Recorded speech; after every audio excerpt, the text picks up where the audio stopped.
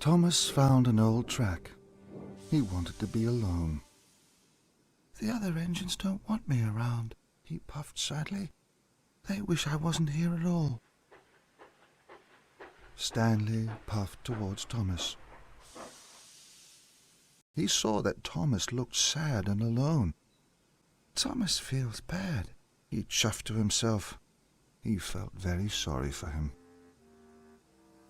Later, Sir Topham Hatt called the engines together. "Now, Great Waterton may not be ready for Sodor Day," he announced sternly. The engines gasped.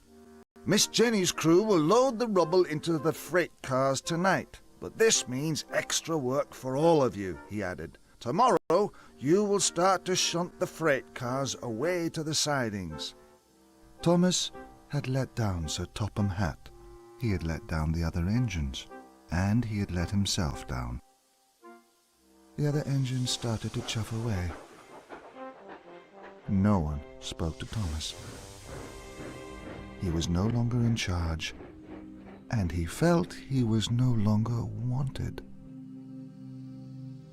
That night, all the other engines were asleep in their sheds.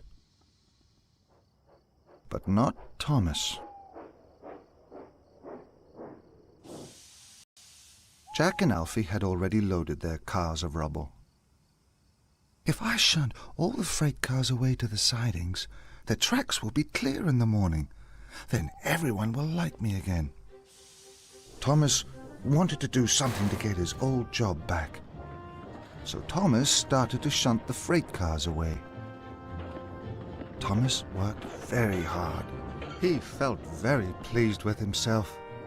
Then Thomas saw one last freight car. It had rolled in front of an old mine shaft. "I'll soon fix that," Thomas smiled.